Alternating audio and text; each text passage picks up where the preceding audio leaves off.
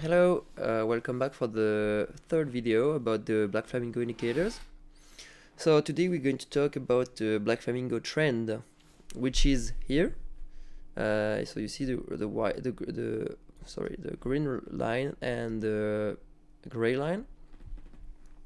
So here, this is so we have seen the context is to use for swings, pretty much, or small reversals, but usually it's to buy into swings.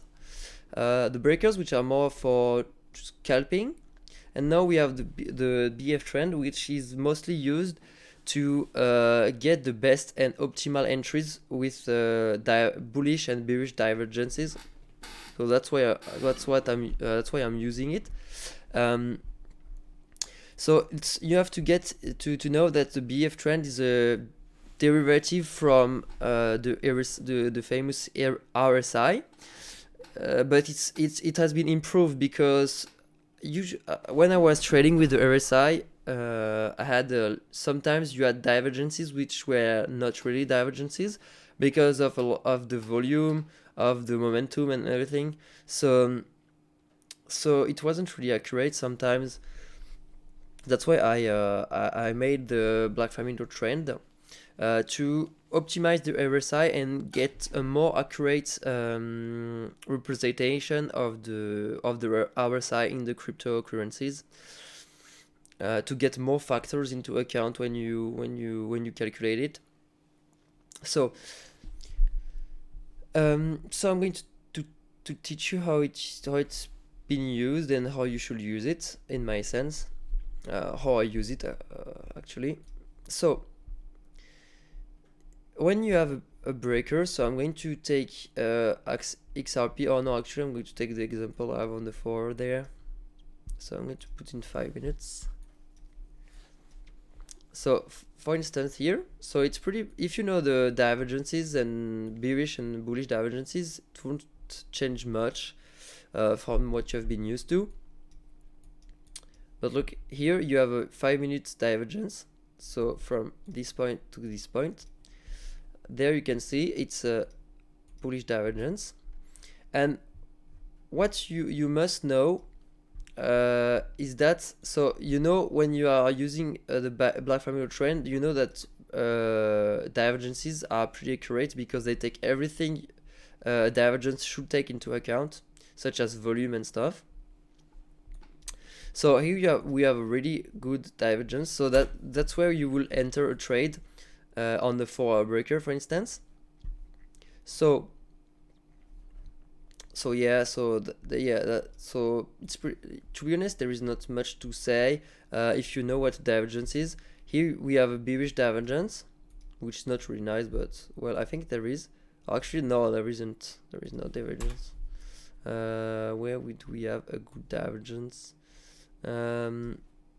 Here we have a divergence, which is a 5 minute, but should be a 15 as well. Oh, actually it's not. Okay, so I don't have a good example right there. Here we have a divergence, a 15 minutes one. So here you see up divergence. There is not a breaker or anything too long, but if you know more, I have other strategies I'm using to trade based on the divergence, but what you have to keep, it's another topic, it's pretty complicated, but you have to keep in mind that I'm going to maybe make a video about it, but I have one in French but not in English.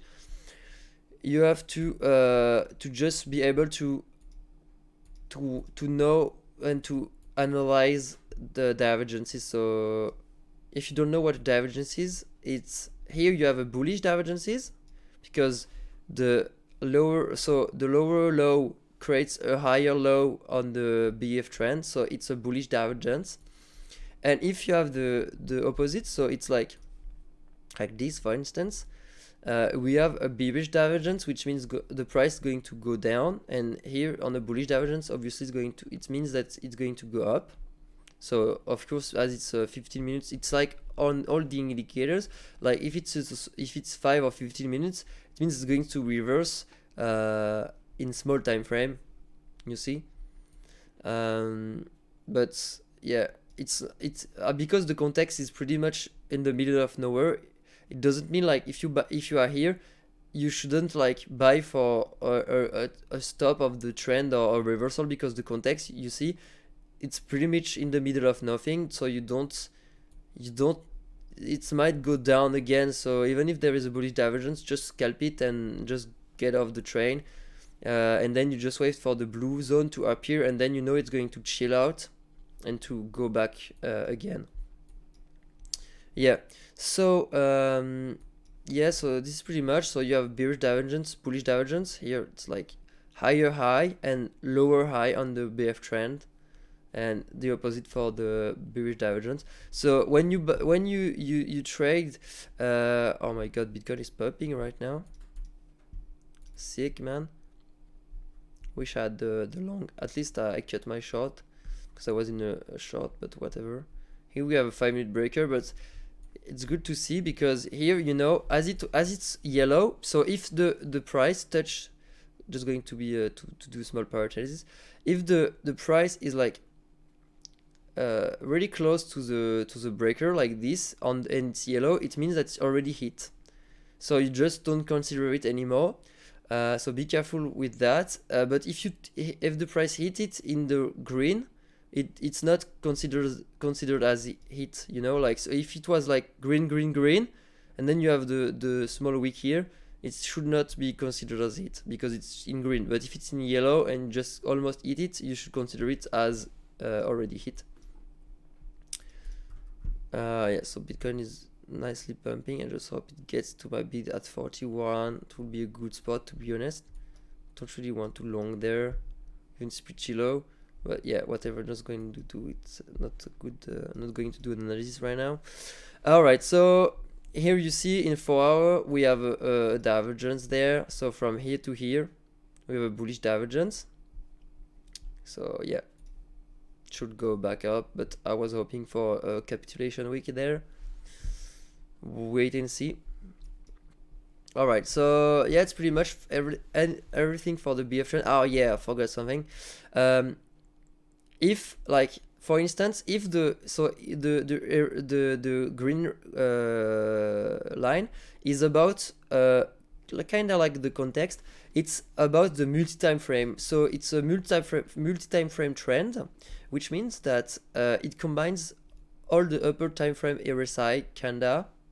And if you see a divergence, like a bullish divergence or a bearish divergence, for instance, here you see a bearish divergence and you see that the RSI is on all time frames is really high, so it means that the divergence is going to have a more accurate hit rate, because everything is kind of overbought.